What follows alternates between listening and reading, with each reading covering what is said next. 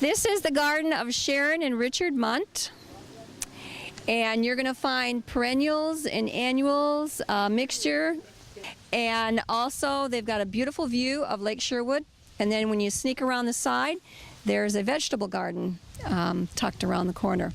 So again, we would like to thank Sharon and Richard for extending their gardens for our viewing and everybody else's viewing. So I'm going to let him pass it to I'm going to touch it. That's all I'm going to do. It's very heavy. Yes, So thank you very much for sharing your gardens with everybody. Thank you.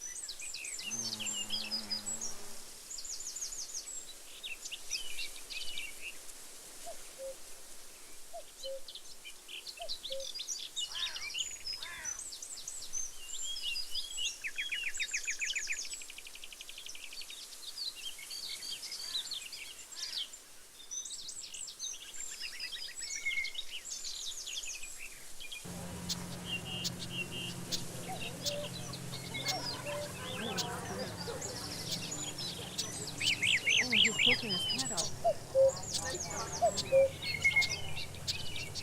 And it does look like dirt. There's a furry coming out of that house. So cute. Yeah. Yeah. So cute.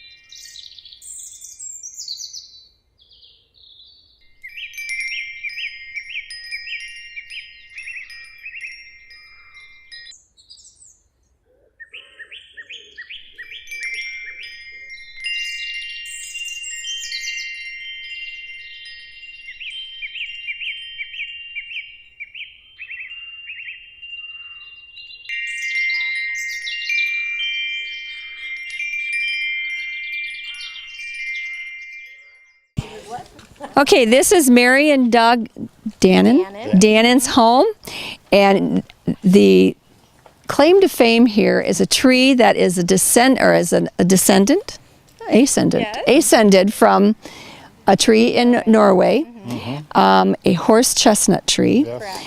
And he has babies. If anyone is interested in To go to a good home. home. 10 or 12 plants. The squirrels plant them and then they grow up, so I put them in a pot and give them away. And so I've got some in the garden that if anybody's And he's not real good at playing God. He can't kill any plants or send them to compost. He sends them across the street and plants them over there. So you look through here, you can look over on their property over there as well. Over there. So And thank you for participating and letting people see your garden. And Bob is going to give it to you, and I will give you the care instructions.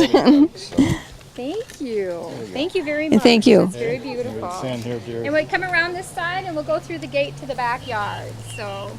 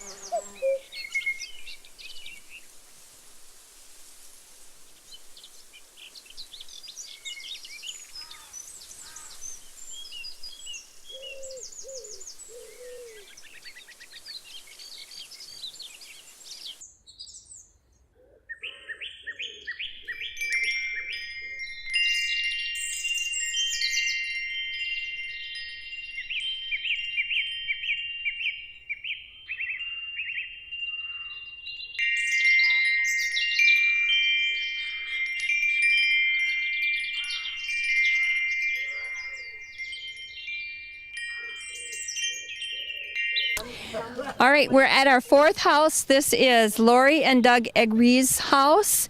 And this house is special to me for one reason, because it was one of my childhood hunts. I just remembered that it was Dr. Schaller's home. But also, they have a really gorgeous view, and they have a very ingenious container drip system for the balcony plants that they've rigged up so that you don't even see them. So those are the two things that I was quite impressed with amongst the plants as well. And thank you for offering up your home. These are the instructions of care, and here's your plaque or patio stone. Thank you. So.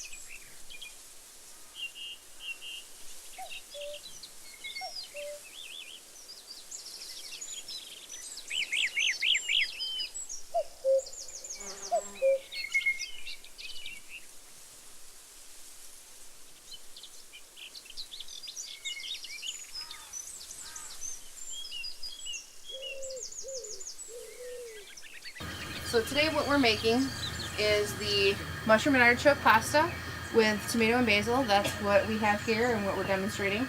I'm just going to make a quick pan style version of it for you guys because it's a little bit hard to do a bake and then wait 45 minutes to get the results from it. I'm also making this one gluten-free. I have a lot of gluten-free customers at Baker Street Grill. We do a lot to make sure that they're accommodated because they should be able to go to a restaurant just like anybody else. And so this one will be gluten-free. This is the gluten-free pasta that we actually use at Baker Street Grill.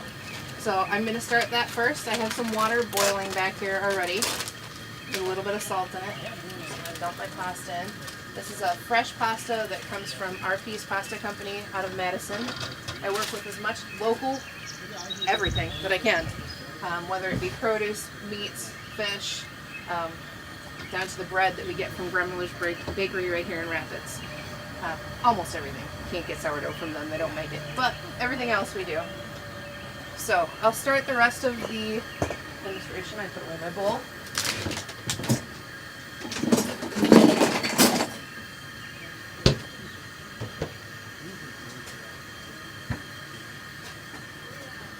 So what we have here is I just have a small amount of mushrooms and the artichokes. I don't know if anybody's worked with artichokes before. Usually you can get them fresh or you can get them canned. It's much easier to use the can. You don't have to worry about peeling them and taking the fuzzy pits out of the center. They're just a whole lot easier to use. All you have to do is drain them and you can just use them right away. They do sell marinated artichokes. Make sure that that's not what you're getting unless that's what you're looking for. Those are more almost like a pickled type flavor. So unless that's what you're looking for, like in a cold pasta salad, they're great, but not so much if you're looking for it in a pasta bake. And then I have just our regular black pepper blend, kosher salt, and I don't know if any of you are familiar with using fresh basil. I actually just picked this out of the garden over there. Lori was nice enough to allow me to do that. The pasta that I made today for the demonstration actually has basil that I grew on our back patio at Baker Street. We have tarragon, sage, oregano, marjoram, basil, rosemary, lavender, and quite a few edible flowers, marigolds, pansies, petunias, nasturtiums.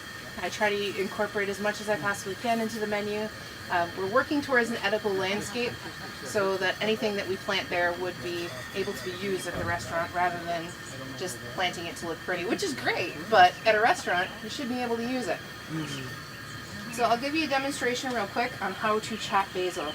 So basically what you want to do is you take your biggest leaf that you can find on your basil plant and you kind of just stack them so that all the leaves are together. And then you roll it up. Try to get it as tight as you can so it doesn't fall apart on you while you're chopping, like mine just did.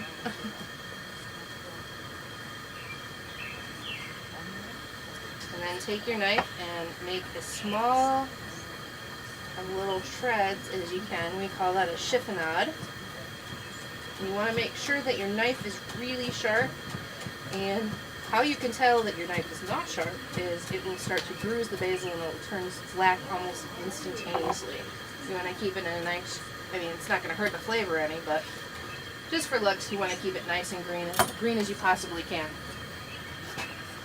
So our pasta is almost done here. What I'm using here is a fusilli, which is kind of like a rotini. It's just a real tight spiral pasta. The one that I used for the demonstration over here today is called trottole. It is a bite-sized pasta. It's a great big fat spiral.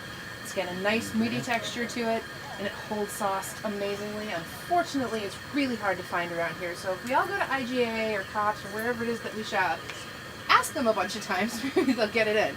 But for now, I know Aldi's has had it a couple times, but that's the only place I've been able to find it. And then we have, just move this over to the side, tomato. Now it doesn't really matter how you slice a tomato, if you're just going to dice it up. Usually I'll take and put it into slices first.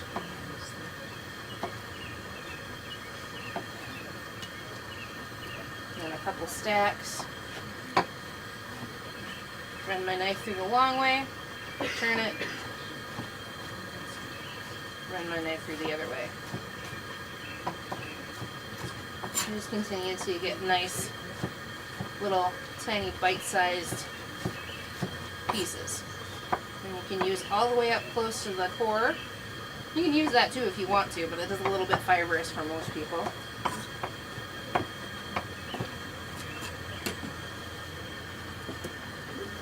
And then here we have the crushed tomato, which you can just get at the regular store. Tomato paste can work, but you're going to want to water it down because otherwise it's going to make a really, really thick pasta.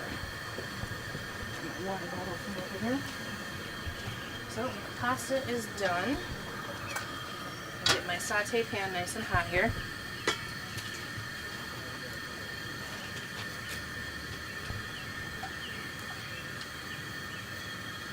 Now if you're doing this for the bake, if you're doing it bake style, you're going to want to take your pasta and run it under some cold water, just because that'll set the starches for you and it won't bleed as much into the sauce. I mean, if you want it to be a little bit of a thicker sauce, you can do that too, and then you wouldn't have to run it under water. But for the purposes of today, I'm just going to leave it like that. Mushrooms have the longest cook time, so you're going to want to start with that first. If you've ever done any cooking, you're going to want to think about how you put things into the pan. So, mushrooms will take a little bit. I always try to season a couple times while I'm cooking.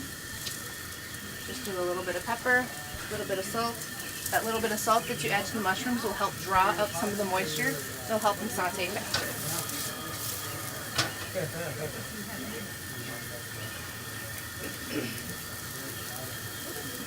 And after the mushrooms have been cooking for a little bit, I'm going to add in the tomatoes, because you're going to want to get them nice and soft and hot. Well, you've been cooking all day, eh? I do normally.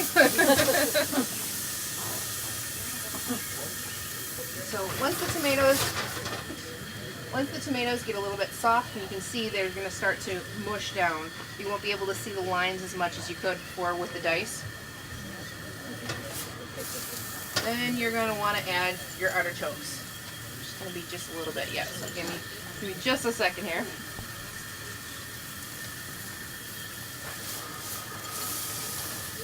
Perfect. Add the artichokes. Make sure they get tossed in there. If you look real close, you can see that the tomatoes are starting to release some of their moisture to make its own sauce. It's not quite enough though, which is why we have the crushed tomatoes.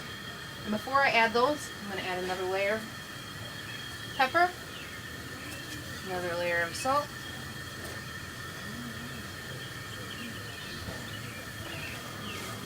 and then we're going to add the crushed tomatoes.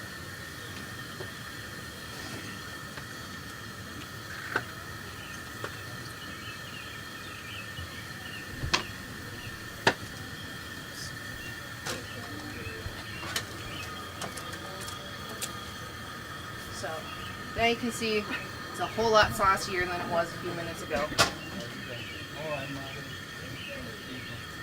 Add the basil right before you add the pasta.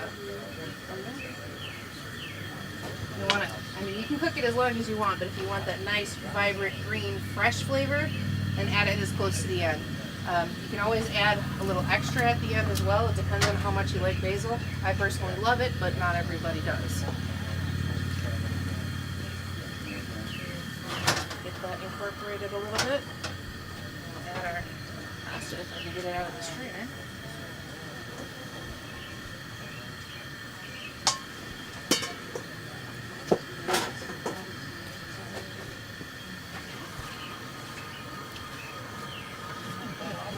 So yeah, don't feel bad if you lose one when you try to toss it like that, because even us professionals do it.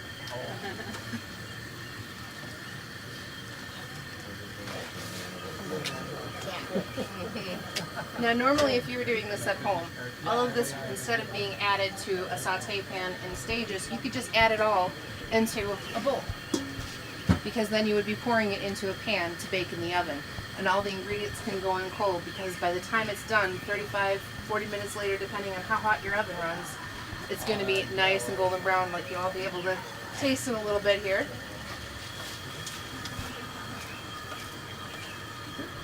It's a little full.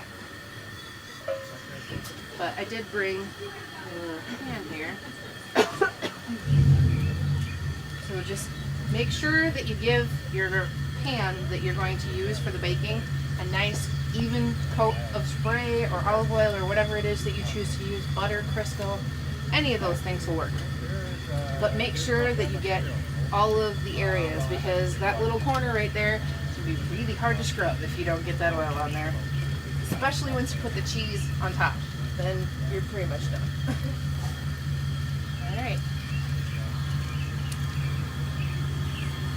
And that is the end of that one.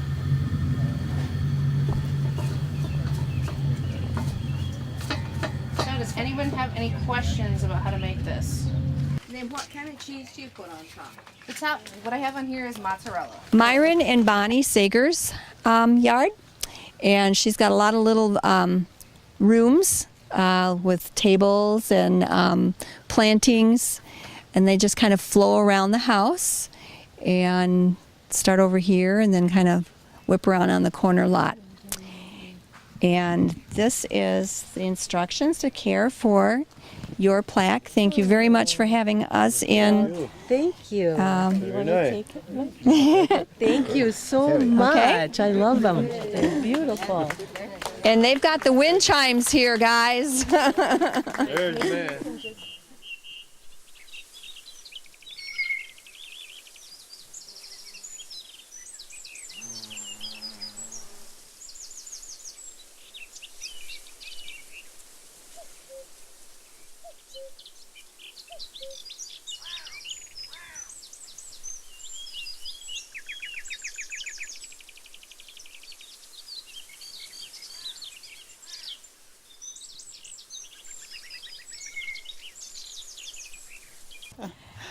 This is the final garden. It's Valerie and Bob's, and as you can tell, they've got a gorgeous little hosta area there by their barn, and a lot of sunshine gardens, so it's pretty varied. And this is the last of the patio stones, and it's the best of the bunch. So here's your instructions. Okay. And We got the most mosquitoes too. yeah, well. There you go. You'll take that part.